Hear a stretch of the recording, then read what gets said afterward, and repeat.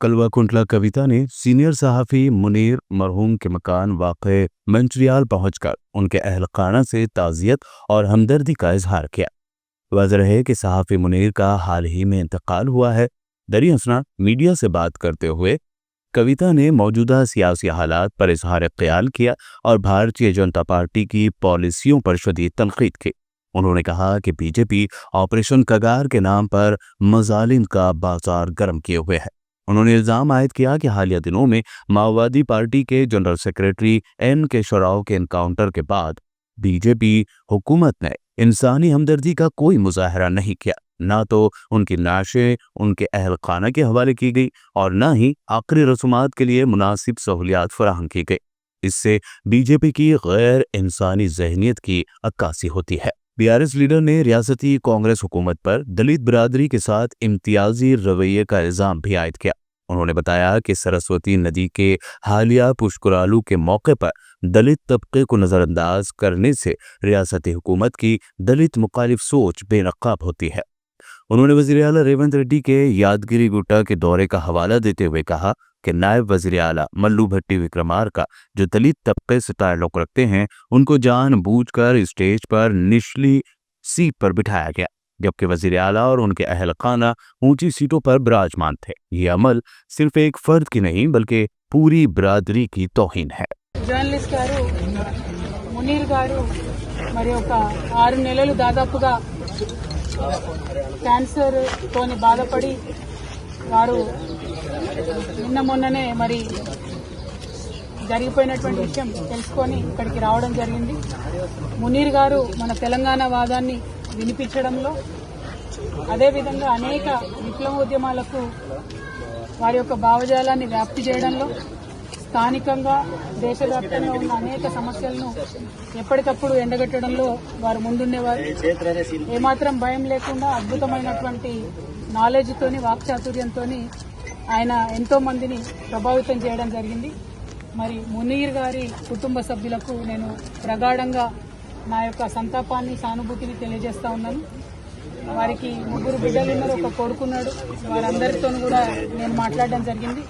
వారందరూ కూడా ఒకటే కోరింది, మా నాన్నగారు చేసినటువంటి కాంట్రిబ్యూషన్ని తెలంగాణ పట్ల వారు చూపించినటువంటి ప్రేమని ప్రపంచానికి మీరు తెలియజేయండి అని చెప్పి వారు అడగడం జరిగింది. నిజంగా కూడా మునీర్ గారు చాలా కష్టపడ్డారు తెలంగాణ వాదాన్ని పెంపొందించడంలో. వారికి నేను ఘనంగా నివాళులు అర్పిస్తా ఉన్నాను.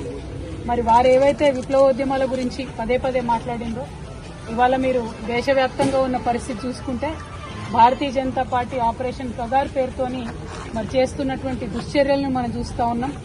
మరి మావోయిస్ట్ పార్టీ జనరల్ సెక్రటరీ గారు నంబాల కేశవరావు గారు వారు ఎన్కౌంటర్లో మృతి చెందితే కనీస మానవత్వం చూపించి అంతిమ సంస్కారం కోసం కుటుంబ సభ్యులకు మృతదేహాన్ని ఇచ్చేటటువంటి సంస్కారం కూడా లేనటువంటి పార్టీ భారతీయ జనతా పార్టీ. ఈ వైఖరిని మేము చాలా తీవ్రంగా ఖండిస్తున్నాం. ఆపరేషన్ కగార్ ఆపాలని పదే కోరినా కూడా స్పందించకుండా మారణకాండ విధ్వంసకాండ కొనసాగించడం ఇంకొక వైపు అయితే, కనీసం మానవత్వంతో చనిపోయినటువంటి శవాలను కూడా మావోయిస్ట్ పార్టీ సభ్యులు వారి కుటుంబాలకు ఇవ్వకపోవడం అన్నది నిజంగా దారుణం. ఇది కుటుంబాలన్నీ కూడా బాధపడేటటువంటి సందర్భం. ఈ వైఖరిని మేము తీవ్రంగా ఖండిస్తున్నాం. అట్లానే మరి మంచిర్యాల జిల్లాలో నిన్నగాక మొన్న మనం చూసినాం, సరస్వతి నది పుష్కరాలు కాళేశ్వరం దగ్గర జరిగినాయి. ఇదే మంచిర్యాలకు ఎంపీగా ఉన్నటువంటి వంశీ గారు కాంగ్రెస్ పార్టీ యొక్క దళిత వ్యతిరేక వైఖరిని ఎండగడుతూ మరి వారు చెప్పడం జరిగింది, మమ్మల్ని ఇన్వైట్ చేయలేదు సరస్వతి పుష్కరాలకు. నేను బాధపడ్డా.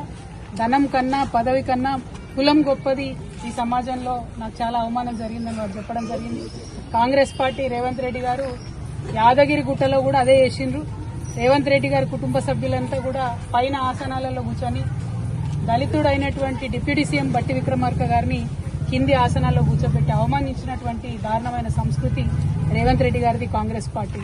మరి 2 పార్టీల వైఖరి కూడా మరి సమసమాజ నిర్మాణానికి గాని ప్రోగ్రెసివ్ థాట్ ప్రాసెస్ గాని వ్యతిరేకంగా పనిచేస్తున్నటువంటి సందర్భాన్ని మునీర్ అన్న లాంటి జర్నలిస్టులు అందరూ కూడా తమ కళాలు జుల్పించి మరి వ్యతిరేకించాల్సినటువంటి అవసరం ఉందని చెప్పి ఈ మంచిర్యాల గడ్డ నుంచి నేను పిలిపిస్తా ఉన్నాను. ఎందుకంటే మంచిర్యాల అంటే మనందరికీ తెలుసు పోరాటాల పటిమ ఉన్నటువంటి ప్రాంతం.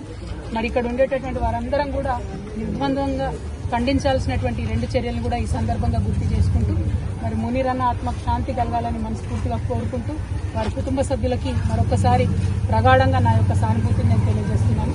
Thank you. జై తెలంగాణ.